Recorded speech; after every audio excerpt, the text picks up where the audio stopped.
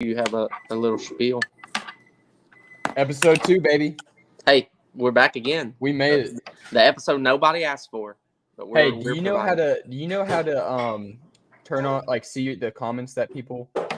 There is a chat bar over here. But you can't see. There's no comment section. Wait, do you have it on full screen?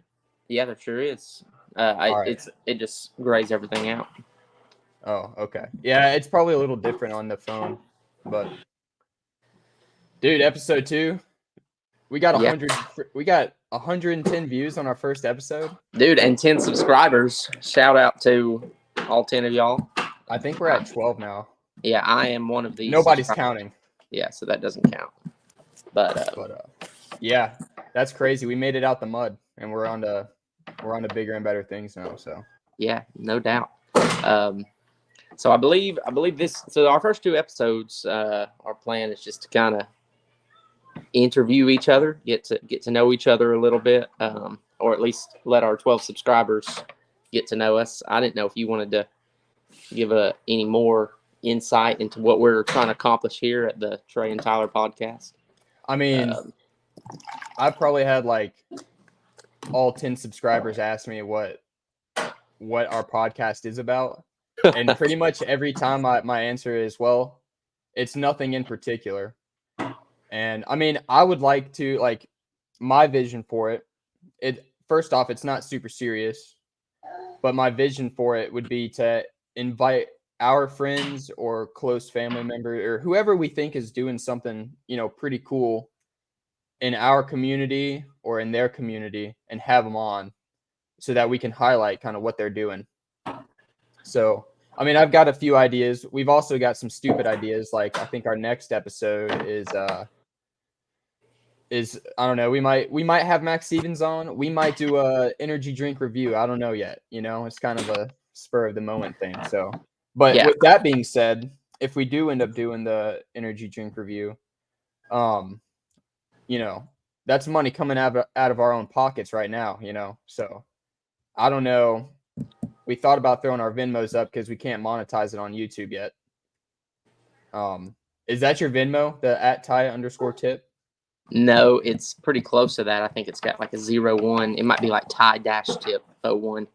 But yeah, if you or our other 11 subscribers, other than me, or any of our last 110 viewers, want to see more, send us a Venmo. Pay for those energy drinks. It'll help pay for the energy drinks. Tyler, you're operating this podcast off of your phone right now. Yeah. I've got my laptop. I'm using my work laptop, my Xbox headphones, and I've jerry-rigged some type of studio. Right now, we've got both of mine and Addie's moms are in town. So I've got my laptop is up on a tee box on the kitchen table. So perfect. Yeah. Help us out. I mean, we're struggling here. It's hand to mouth at the Tipton household. No, I'm just kidding. But yeah, no, that sounds good. I guess we'll just jump right into it. Let's get it. Real quick, before we begin, just a quick word from our sponsors. All right, and with that, so Trey, we love them. Tell us about yourself. So we talked our last episode, kind of how we met at Covenant and everything. Tell me first off how you got to Covenant. I know you played tennis. I didn't know. Tennis, where I am from, it's kind of like a lot of people just start playing it in high school just for the heck of it. I didn't know if you just did it more naturally good or if you played like when you were a little kid or how that started. So my first ever competitive tennis season was my sophomore year of high school.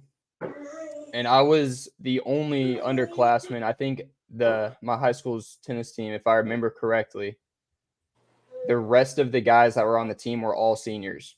So it was a little intimidating. I picked up tennis from playing with my dad a few times. When we would see him, we would go to like this little park near his house, and my brother Kyle and my dad would play. And I guess I picked it up kind of quickly, and I really wanted to get good at it. And a dream of mine was to always just play a college sport. So I figured, I'd give tennis a shot. I played my first high school season. I think I played in like the 5 spot maybe. And then once I think all the guys. I beat the number 4 guy. I beat the number 3 guy, and I gave number 2 a run for his money sometimes. And then the summer after, that's kind of when I really decided to like pick it up. And I'm very thankful because my parents helped me go to these camps, like the summer camps. It was like a week long, but made a lot of friends there. But yeah, that's how I kind of ended up at Covenant. I solely made my decision based off tennis. And yeah, so got to Covenant. My first year there was a blazing fire. Yeah, I hated it, dude. I hated Covenant. And like there's so many bad memories from my first year there. I think I made I don't know if my parents know this, but I made a 36 on a New Testament test. Dude, come on. I think that might have been an all-time low for that professor. Yeah, well, next week I'll have your transcripts pulled up to show everybody. But no, that's probably an all-time low at the college in the history. It wouldn't surprise me if that is 30, like a 36. A 36 is a solid bottom outlier. Like you'd have been better off to just the first day walk up to the professor and say, "I hate the Bible. I hate the New Testament," and he'd probably just given you a 50.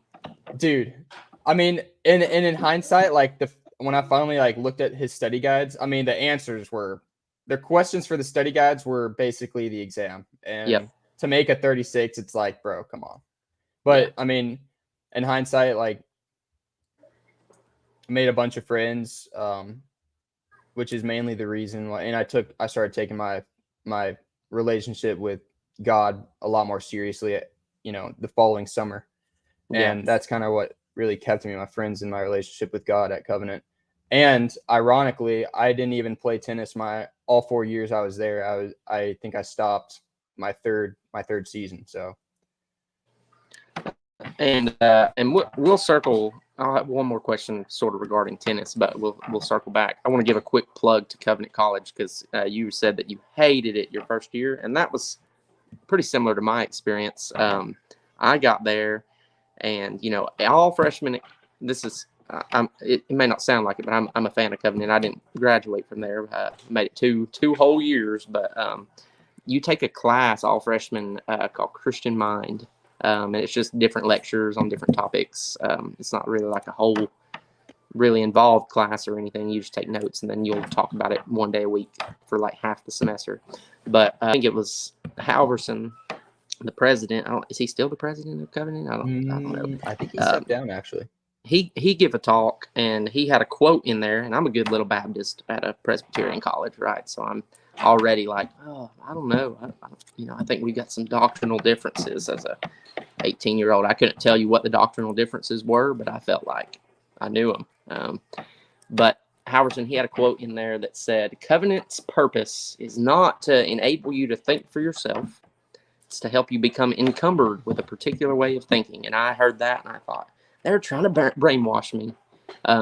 And then the more time I spent there, I was like, man, no, I think I sort of get it. Like Covenant, parents, send your kids there. If you want to have some peace of mind when you lay your head down at night, that they are, at a good place that is pretty intentional in how they build relationships, and that they've got professors that, on the whole, probably love the Lord and stuff. I'd recommend it. But yeah, I hated it for like a whole semester, and then I come back and began to kind of grow my appreciation of it too. But that's cool. But circling back to tennis, how did you get recruited? You said you went to camps and just Covenant was there, or? No, so I talked with my high school coach because he played at a few different schools. I think he played at Martin Methodist, which is somewhere in Tennessee. Can't remember where. And then he also played at Austin P for a couple years. And so, he had some collegiate experience, and he kind of knew the process of getting your name out there and whatnot. So I asked him, and he said the best thing you can do right now, and especially because I wasn't anything great, like I wasn't a Matthew Harvey or anything like that, but I basically emailed, anywhere from 50 to 100 coaches, and I know I had a couple replies, and I based my college search off of those replies, and Coach Hurdy seemed the most invested in me. So I he actually came out to watch. You'd play these tournaments on the weekend, and there's like this organization called the USTA, and they do anything from Would that junior. be the United States Tennis Association? Very possible. I couldn't tell you 100%. Oh man, but that shows you my knowledge. But I sucked at all those tournaments. I don't think I mean, I won a few matches, but I never won a tournament. But he did. Coach Hurdy came out there to one of them, and that meant a lot. I think the tournament was in Birmingham. Covenant is 2.5 hours away from Birmingham. So it meant a lot, and I got my butt smacked too. Like, I think I lost like maybe 6-1, 6-0 or something like that. And he stayed the entire time. He wasn't allowed to talk to me, I think, because of some NCAA rule. right. But he saw me from a distance. He texted me afterwards, asked me how I thought I did during the match, and just it was very nice of him to reach out and be intentional. And he was the most intentional coach. So I felt like I had the greatest chance of playing at Covenant just based off of that. And yeah, one thing led to another. And I mean, dude, I remember talking to him, like the phone call I made to him when I told him that I was committing to Covenant. And like, I still didn't even want to go to Covenant. Like I was like, yeah, coach, I'm just wanted to let you know, like, I'm committing. And he was stoked. Yeah. And I was just like, in my heart, I was like, gosh, I don't want to go. I mean, so I visited Covenant twice, both times foggy, like, the college is on a mountain. Yeah. And when it's raining, you're in the cloud that's raining. Castle in the clouds, baby. Fog show. And I mean, it was just miserable. I didn't like either of my visits. I thought the kids, they were weird. Like, we talked about this dumb, stupid stuff, like stuff that I maybe would have talked about in 5th grade, at least in my mind. Like, that's the conversations that I was having. And it just felt like super elementary. The college wasn't much bigger than the high school that I went to. And I really, I wanted to get that university feel. Man, smoke you another one. Yeah. Sorry, I need to get my COVID booster. But. No, I mean, I kind of had a similar deal. I think it. I don't want to say it hurts you coming there from a public, like if you went to a public school. Public kids were definitely the minority at Covenant, I would say. Yeah, and it's not a bad thing. It's just kind of like what you were saying. There's, I don't know. I don't want to talk bad about it, but okay, we'll move on. So you are married, right? Married. Just had our 2-year anniversary. How long? How many years? 2 years. 2 years, and you've got a baby on the way? Baby on the way, a little baby boy. Yeah. How you feeling about that? You pretty excited? Man, I feel like I'm during the headlights where, because the due date's December, right? Yeah, the due date is just about 7 weeks away.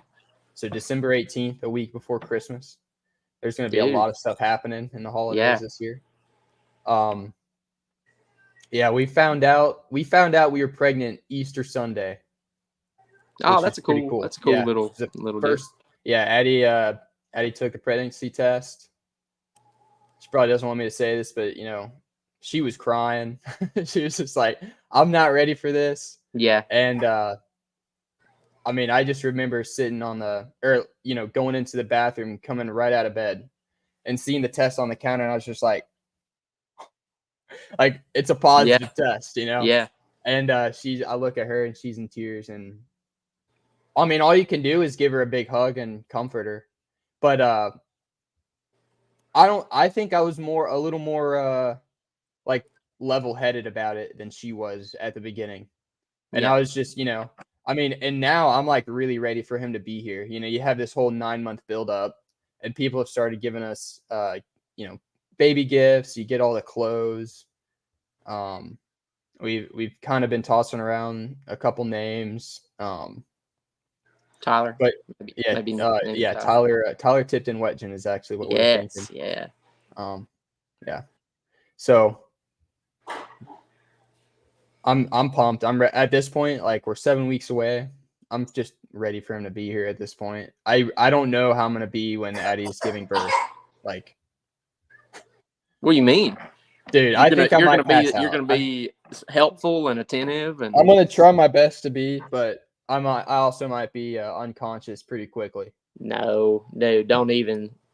I wouldn't even think about passing out or something. Now, whenever we were in the delivery room, my dad was like, "Hey, if they do that epidural, the needle is that long," and I was like, "Oh crap! No way. I cannot. I'm not gonna be able to look." Is it like a thick needle too? Yeah. Shoot, bro. Yeah, I think it's probably that big around.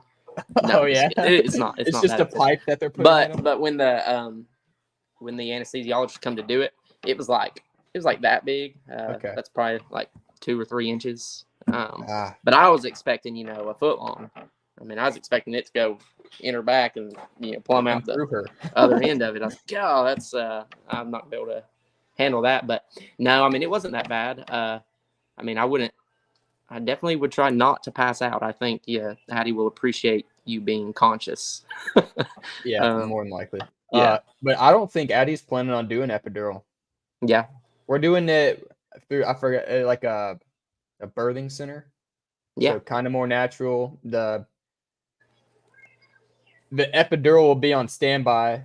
Yeah. Pretty much. But she's going to try and just do it all natural, and we'll see how it goes. I have full confidence that she'll do it like that. But yeah, and I mean, I don't know. I think that so we went to be induced, which was pretty nice because they were like, "Hey, we're gonna take the baby on this day." Like, so we didn't have was Alyssa like over past her due date? No, she was full term, but they were like, "Hey, this could go on another 2 or 3 weeks. We don't know." So they were like, "Hey, if you're full term, like if you want to not be pregnant anymore, let's do it." And we were like, "Oh yeah, let's go for it." But I think like when you go get induced, the stuff they do to induce the labor is called Pitocin, and I think that makes their contractions worse. So maybe if y'all wait till our water breaks and you have like the stereotypical movie scene where you panic and drive real fast to the hospital and have to pack and have it in the backseat of my truck. Yeah. That may be. I mean, I think it'd be good. I'm excited for y'all. I feel like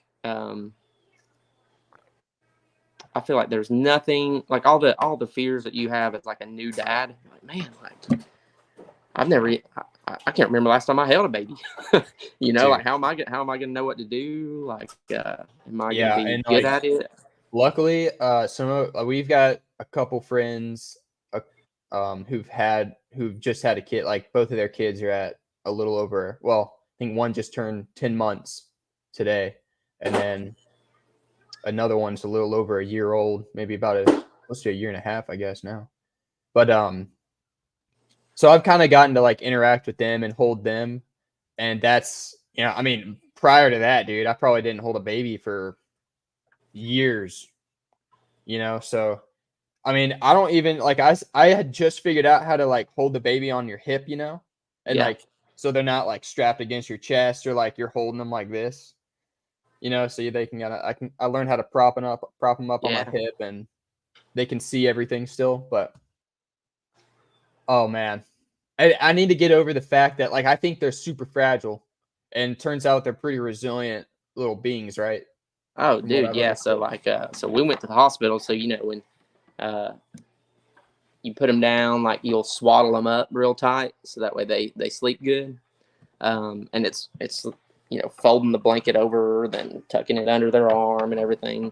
And I like Camp. He kept breaking out of his in the hospital. I'm like, man, like I guess I'm just not good at swaddling them up. And I'd watch the nurses come do it, and they're just just cranking it, just jerking them around, like, and making it really tight. And I'm like, man, they do this for a living, you know. So I mean, if they're good with it, I'm going to give it a shot. And so you'll just figure it out. Like that's one thing is,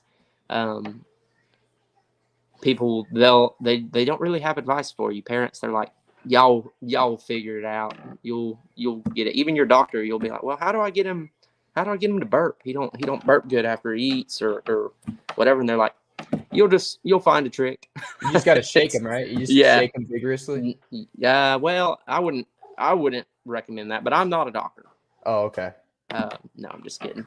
The other thing that I take issue with is I feel like people, they'll say, well, enjoy it while you can. You're about to not get any sleep anymore. Like, yeah, you're going to be real tired. It sucks. Like, I feel like the tone of a lot of people's advice seems almost negative, or like not necessarily negative, but they make it seem like your life's about to end. Yeah.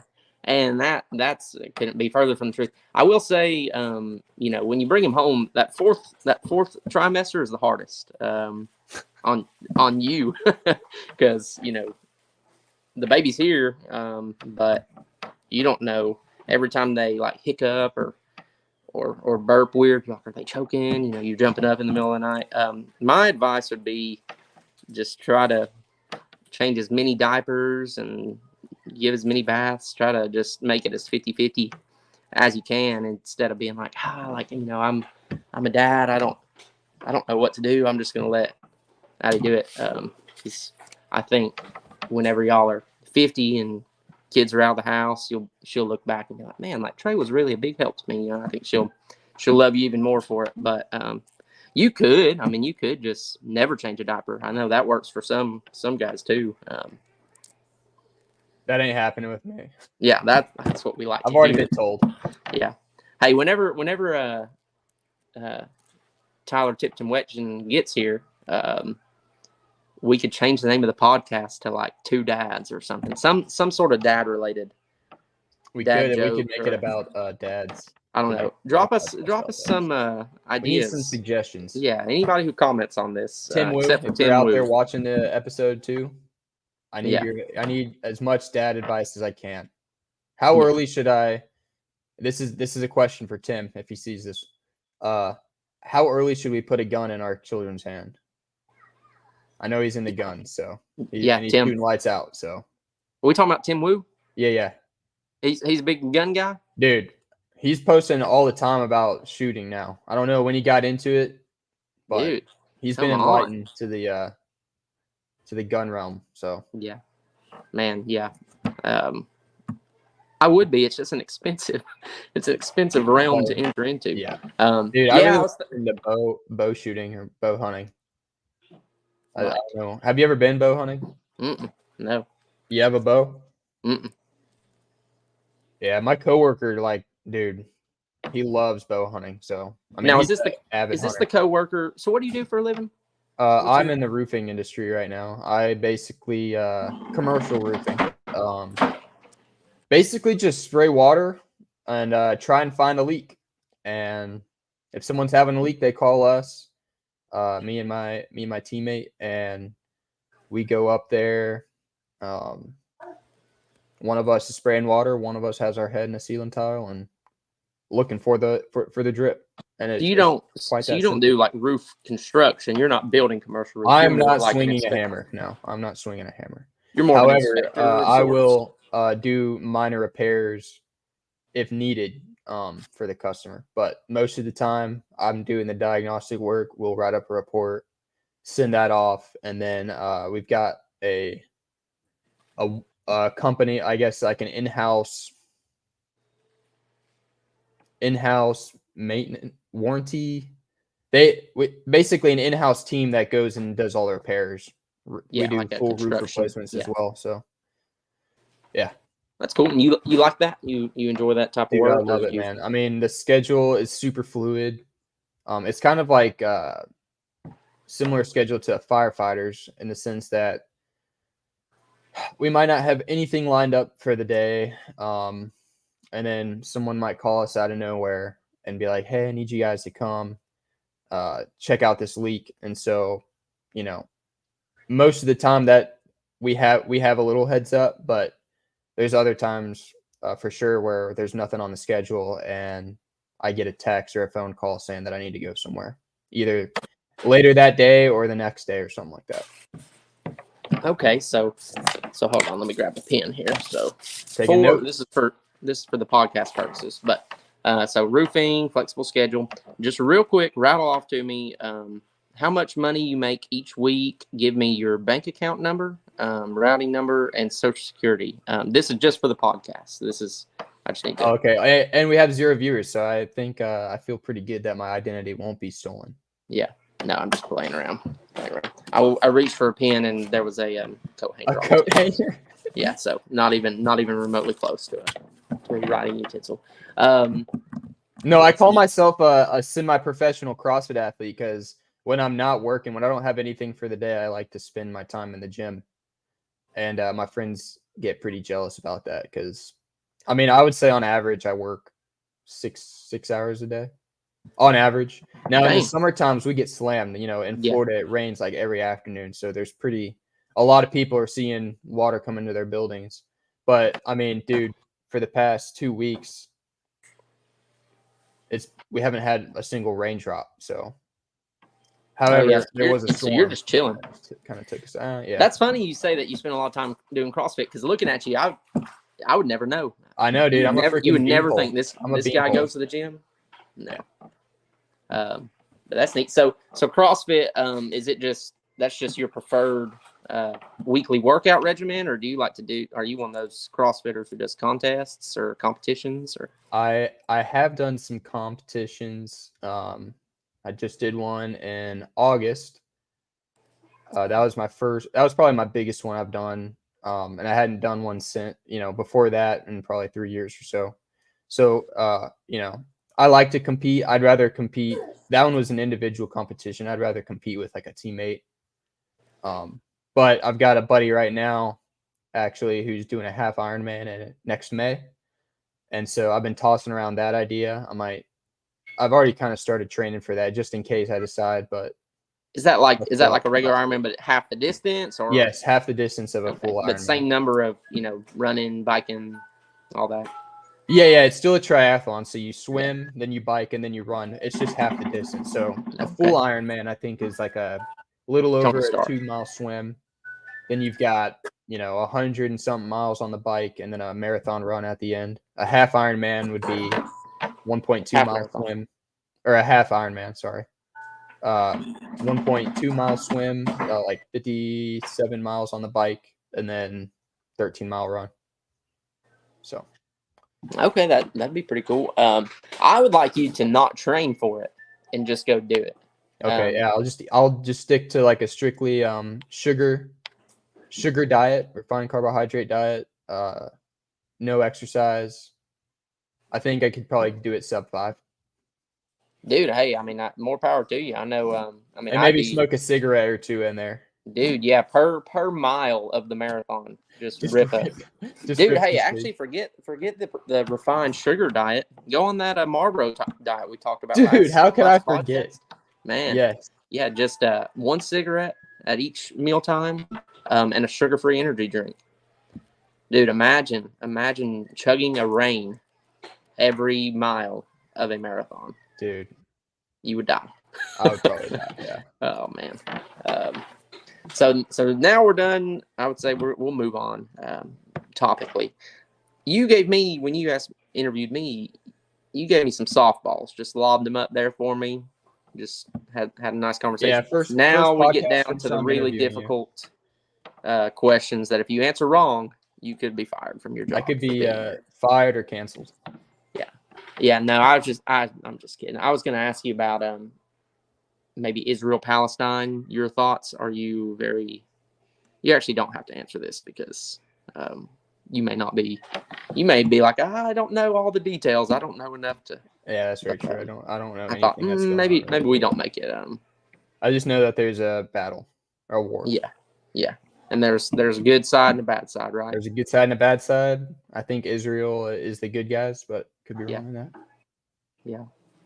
But yeah, I mean, without actually making you answer any sort of question, that is a powder keg over there. I mean, there if Israel makes a wrong decision, then Syria or Lebanon or whoever will get involved, and then they're partners with Iran, and then Iran's partners with Russia, and we don't. It could be a big deal. World War III, probably more than likely. Yeah, dude, and you could be drafted. That would be awesome.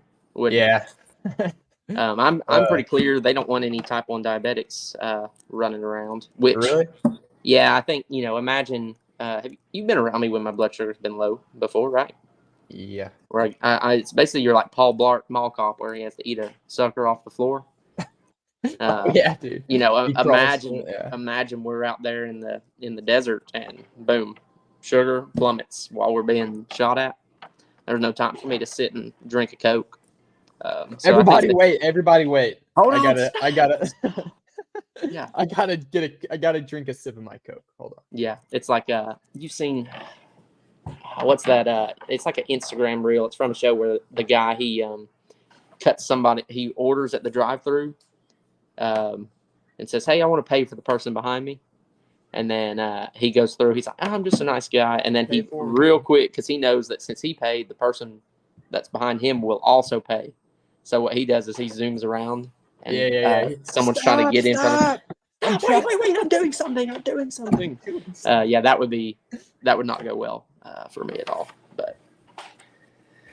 But let's see. I mean, you live in Florida. What's that been like? Because tell us where you're from originally. I am from Tennessee, Fayetteville, Tennessee, very small town in southern Tennessee, I guess, right above just north of the Alabama state line. So did most of my life in Alabama, honestly. I mean, I went to school in Tennessee, but I would say I live closer to the next town in Alabama than I did in Fayetteville's like downtown. So from Tennessee, pretty much grew up there since I was like 9. And then I moved down to Jacksonville after I graduated school in May of 2021. So, yeah, I mean, the first year was tough, dude. Not gonna lie. I mean, me and Addie didn't get married until that September, so I was down here by myself, just living with a bunch of random dudes. And when I say random, I mean like there's a 60-year-old whose diet was only fried chicken. We had a 45-year-old guy that was living with us, and then there was like a 28-year-old who actually caddied at TPC Sawgrass. So that's neat. Me and him kind of, hit it off. He was a pretty cool guy. But yeah, I mean, just like living in, going from a rural town or rural environment to living in a pretty decent sized city. I mean, Jacksonville, acreage wise, is I think the largest city in the U.S. Yeah, as far as acres go. Yeah, but downtown is pretty. It looks pretty post-apocalyptic, if you will. Just a lot of druggies and homeless guys running around. So there's a lot of different like suburbs and little communities around the downtown Jacksonville area, and that's kind of where I spend most of my time. But you don't hang out downtown in the post-apocalyptic hellscape. You don't spend a lot of time down there. I mean, I got a few buddies that I go and hang with, on the corner. But yeah. I just want you to be honest. I want you to be honest with our viewers. Yeah, I'm trying to be as transparent as possible. Yeah. But yeah, I mean, it's definitely a little different. It has its perks, like Chick-fil-A is 10 minutes away, 5-10 minutes away. It's just one turn away. But I don't know. I mean, Tennessee is very quiet. You really don't have to worry about locking your car door at night. It's just out there. So let me ask you this. You spent some time in Jacksonville, you spent some time in, Fayetteville. If you had to pick, I mean, you're in Jacksonville right now regardless, but is Jacksonville like where you want to raise your family, have your kids go to school down there? Or do you think maybe, we'll move back up somewhere like Chatsworth, Georgia, or maybe Northwest Georgia? Maybe. Yeah. I don't foresee Jacksonville being like where we settle down. Yeah. per se, but part of me, I would move back to Tennessee. Part of me thinks like I romanticize the idea of it a lot, and like, if we were to move back, which more than likely will probably happen once our baby comes, because both of our families live in Tennessee. My dad lives in Birmingham, but up there in that region, I just don't feel like, part of me thinks that it might not be what I am making it out to be in my head. So I'm like kind of scared to move back and see that. So I don't know. I mean, yeah, I think we'll move back at some point. I just don't know. Now, where in Tennessee, who knows? It could be Mac really wants us to come to Cleveland, Tennessee, which Mac, who knows how long you're going to be there, bro. Yeah, Mac But it just could texted be, me. I don't know. Mac just texted me a second ago asking me if I was in Dalton. We tried to link up a while back and play some disc golf. Dude, we need to have a disc golf. I would podcast. vote for Cleveland. I think I like the size of Cleveland. Yeah, I mean, I liked it too, just for the short time I was there for his wedding. Yeah, I thought it was a pretty cool little town. And it's only 30 minutes from Chatsworth. Not too bad. That's doable. That's a day trip. We can hang if you pull that off. But so Tennessee to Florida, we talked a bunch just on the phone where like I like backpacking, I like rafting, I like outdoor activity. Is that like kind of what you do for fun there in Florida? Y'all have stuff you do outside? I'm sure there's no mountains, but we got some inflatable paddle boards for my birthday one year, and shout out to my dad. And so we take there's a lot of little estuary type and places that we can take our paddle boards. It's super convenient because they basically pack up into like these big backpacks, so they're easy to travel with. We've gone camping and brought our paddle boards, but in Jacksonville, there's not a whole lot of hiking to do. I've been to Cumberland Island, which is St. Mary's, Georgia, not too far from here, about 45 minutes north of us. We spent a weekend up there, and that was pretty cool. What's significant about that place? Like, is it because I know there's with Cumberland Island? Yeah, man, because I know there's a few barrier islands. Why camp on Cumberland and not somewhere like Jekyll or Tybee? So Cumberland Island is pretty famous for having wild horses on the island. I wouldn't say they're in tip-top shape. Most of them are inbred, and you can see their ribs, and they're really unhealthy horses. But you hike wherever you walk in, there's a horse pretty much next to you just eating some grass. So the Carnegie family, if you're into history at all, the Carnegie family used to have a big house there. I think there's still some, I guess, relatives that live on the island still, descendants from the family. And so, there's a lot of history there. I think their biggest house, like the main house, they're burnt down after they had moved out. And so the ruins are still standing. You can get, but it's not. There's not like a lot of development, is there? No. I mean, there's really no vehicle. Like, I don't know how people go to the store. You got to take a ferry to get there. There is a hotel, so there is like a little inn. It's very expensive. I think it's like close to $800 a night. Oh crap! But yeah, we looked at it maybe going there for our anniversary. But that's some coins right there. I mean, yeah, that's pretty neat. What about I know you told me one time that you've done some fishing out there. Up here where I'm at in North Georgia, you can go to the lake and bass fish, or you can fish in the rivers. But I'm sure probably what you're targeting on the coast there is a little different. It is a little different. I mean, I grew up. I wouldn't say I'm an avid fisherman by any means. My brother loves to fish. He's more of an outdoorsman than I am in that regard. But yeah, I mean, there's only fresh water in Tennessee, so we do like bass fishing is kind of what I grew up with, if you want to call it that. I grew up on fishing. But in Jacksonville, you obviously have the Atlantic Ocean. I haven't done too much fishing. The place I used to work at, there's a guy there that would take me out, and I think we went out one weekend during red snapper season, which is only like a 2-day thing on the Atlantic side. And the Gulf, I think the season's a month or so long, which is very nice because they're good eating fish. But he also took me. We call them bull reds. They're basically big male redfish that come in to spawn in the fall around late September, early October time. And they get massive, dude. Like outside of they're not slot reds. Like they're way bigger than what you can keep. And they basically come into the St. Johns River and just chill at the bottom and wait for a female to, approach them, I guess.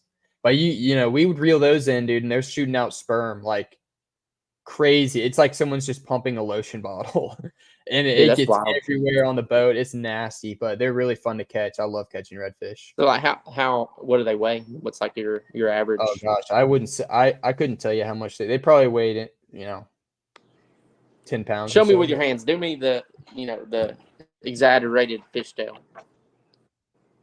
Okay, about 4 foot.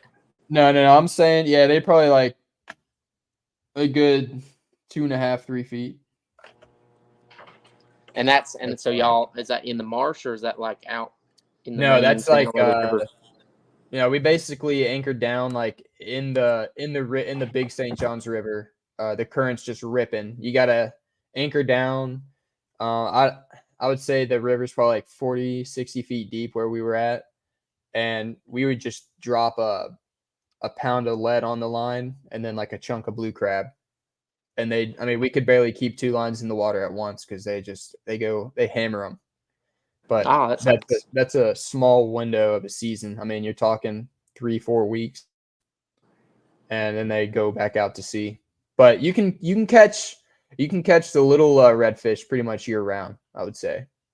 So and those you'll find in the more of the inlet type situations where you can only get to the places on high tide and fish for a little while before you get stuck out there.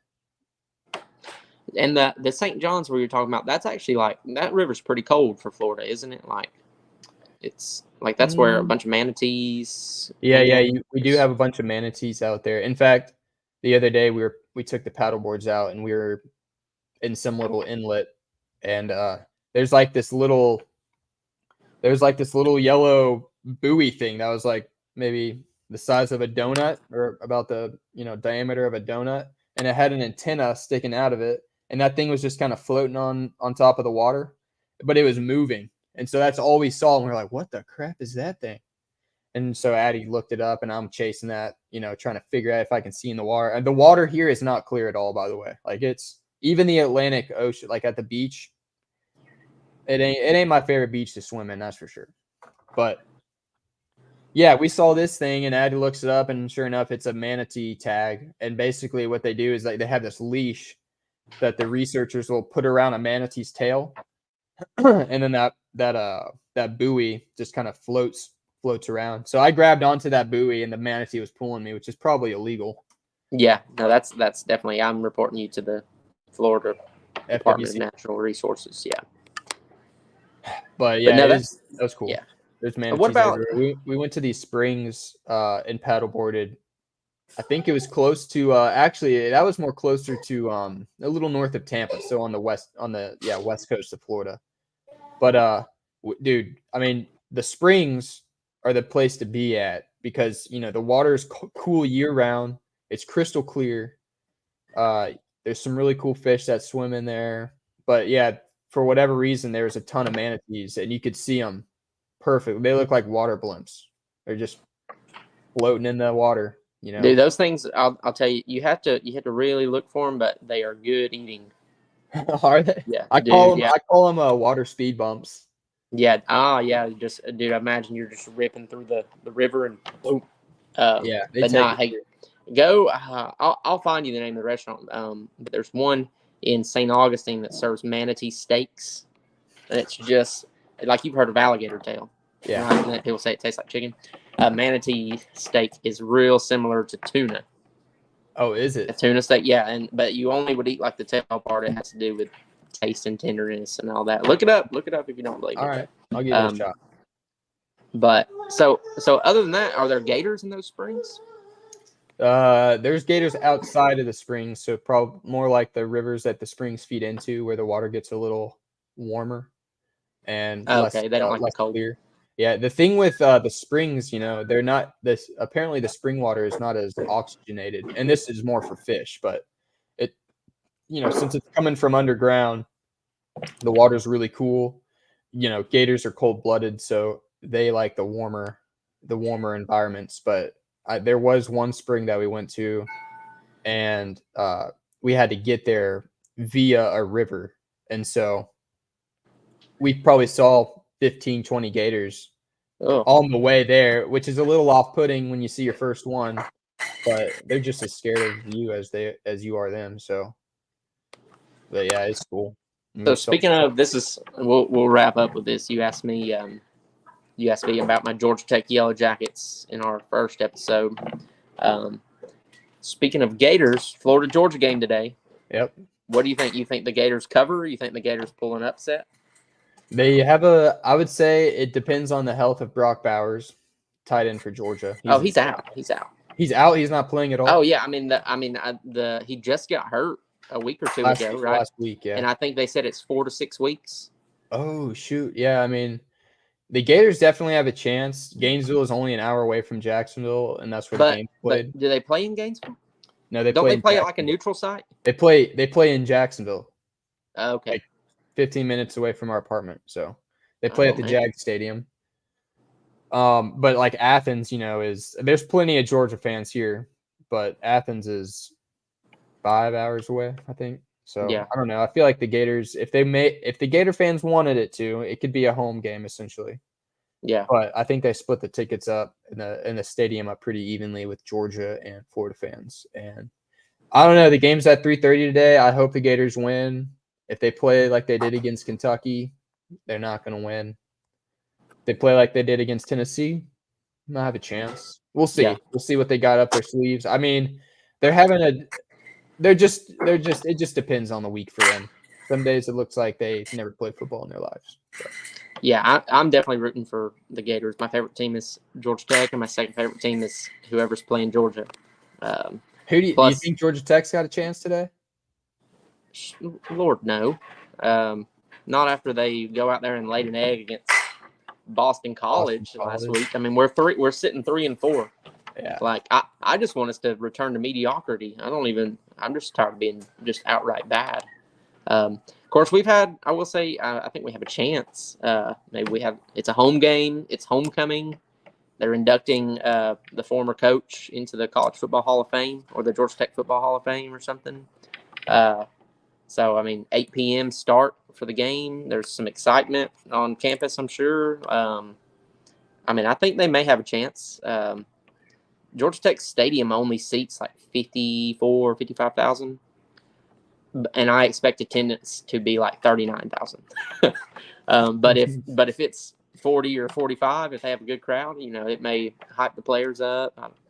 I don't know. I'd like to see them beat North Carolina. North Carolina just got smacked around by Virginia last week, and so Virginia will either play pissed off, or North Carolina will either come out and play pissed off against us, or it'll, they'll derail entirely, which is what I'm hoping for.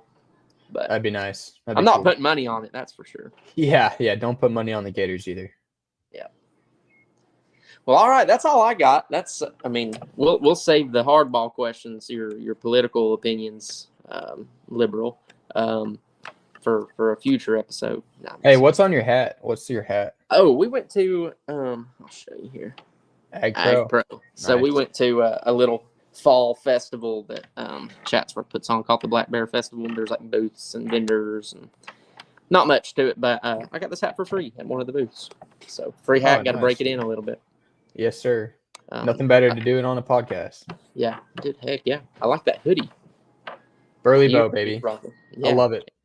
It's a company called Burley Bow. They're kind of a small business. I think they just got a deal with Academy, so you might see I know gear in Academy Sports, but yeah. No, you've heard of Burley Bow? Yeah. Oh yeah, for sure. Oh, dude, I had just found out about them. Reasonably priced. Yeah, not terrible. on most of their stuff. I mean, compared to going and trying to buy some other outdoor brands. But yeah. Well, episode 2. Episode 2 in the books. Yeah, got a solid 0 viewers. Bed. Dude. Hey, we have a Spotify too. After we just figured out how to put our stuff onto Spotify, so check it out there. Oh yeah, and did you have any shout outs from anybody who is Oh, I did, yeah. I guess you could call them a sponsor. They really wanted me to start the podcast off with this, but I figured, they're not funding us, but yeah, we'll put them at the end. They did buy me a meal, so thank you, Zach Parsons and Clifton Tippins. You guys are real MVPs. You guys keep me full on Monday evenings after Osprey Outreach, and very thankful for the meal because that's the only one I had all day. So, yep, send one my way, boys. I'm just kidding. All right, are we done? Yeah, that's it. Dude, we gotta figure out a way to close this thing out. Bear with us. I mean, this is episode 2. Eventually, I'll use a laptop and. Yeah, we'll get there. We'll see if we even do have an actual theme episode. And, but yeah, I mean, what else is a podcast but an excuse to talk to your buddy for an hour? Exactly. All right. See ya. That's it. That's all we got.